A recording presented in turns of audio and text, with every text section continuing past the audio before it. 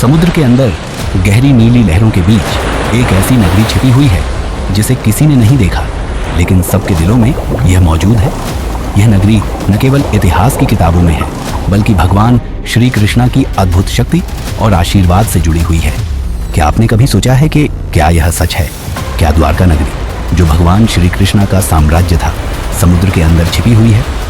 समुद्र के गहरे पानी में डूबे इस रहस्यमय शहर को खोजने की कोशिशों ने सैकड़ों सालों से वैज्ञानिकों और इतिहासकारों को उलझन में डाल रखा है। लेकिन क्या आप जानते हैं, 1983 में एक खोजी टीम ने समुद्र के अंदर कुछ ऐसा पाया जिसे देखकर हर किसी के होश उड़ गए थे। एक दिन समुद्र के अंदर छिपे इस रहस्य को उजागर करने के लिए एक टीम समुद्र में उतरने की तैयारी कर रही थी। जब उन्होंने समुद्र के नीचे जाकर खुदाई शुरू की तो जो उन्होंने पाया वह कुछ ऐसा था जिसे कोई कल्पना भी नहीं कर सकता था। आप सोच रहे होंगे, क्या यह सच में वही द्वारका नगरी थी जो भगवान श्री कृष्णा के समय की थी? क्या यही वह शहर था जिसे एक बार भगवान श्री कृष्णा ने खुद अपनी शक्ति से बसाया था?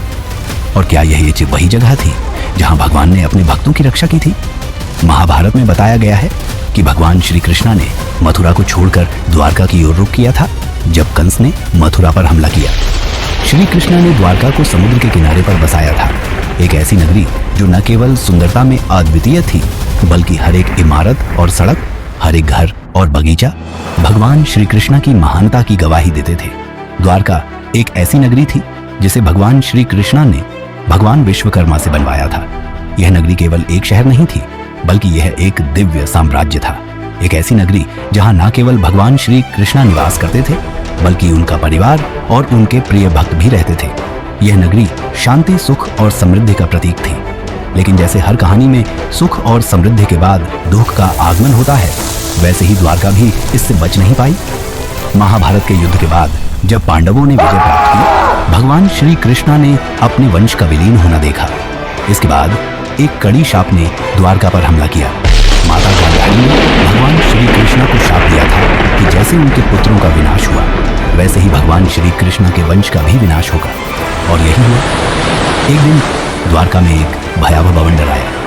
समुद्र की लहरें इतनी तेज उठी कि शहर की दीवारें और महल ढहने लगे। द्वारका नगरी समुद्र में समा गई। यह एक अकल्पनीय घटना थी जो कोई भी नहीं देख सका।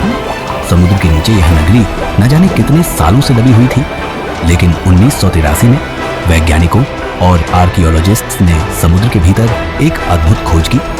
वे ऐसे अवशेषों तक पहुंचे जो कभी किसी ने नहीं देखे थे। जब उन्होंने समुद्र के अंदर खुदाई की तो उन्हें विशाल दीवारें, खंडहर और पुराने पत्थर मिले जो किसी शहर की संरचनाओं की तरह लग रहे थे। इनमें से कुछ पत्थर तो उन आकारों में थे जो प्राचीन भारत की स्थापत्य कला की पहचान थे। ये वही स्थान हो सकता है जहां भगवान श्री कृष्ण का राजमहल था, जहां उनकी महक और आशीर्वाद हर कंठ में महसूस होती थी। लेकिन क्या यह सच में वही द्वारका है, या फिर यह सिर्फ एक संयोग है? आज भी वैज्ञानिक इस रहस्य को हल करने की कोशिश कर रहे हैं। क्या यह खोज हमारे इतिहास को फिर से लिखने का कारण बनेगी? क्या द्वारका नगरी सच में भगवान श्री कृष्णा का साम्राज्य थी, या फिर यह एक प्राचीन सभ्यता का हिस्सा थी? कुछ वैज्ञानिक मानते हैं कि यह नगरी उस समय के तकनीकी विकास और स्थापत्य कला का उदाहरण हो सकती है, जबकि कुछ लोग इसे दिव्य दृष्टि से जोड़ते हैं। समुद्र के अंदर छिपी द्वारका नगरी का रहस्य आज भी हमें सोचने पर मजबूर करता है। क्या सच में द्वारका समुद्र के नीचे दबी हुई है? और अगर है तो इसका राज कब और कैसे खुलेगा? इस रहस्य को जानने के लिए हमें इंतजार करना होगा। क्या आप भी विश्वास करते हैं कि द्वारका एक दिन समुद्र से उभरेगी, या यह हमेशा के लिए एक रहस्य बनी रहेगी?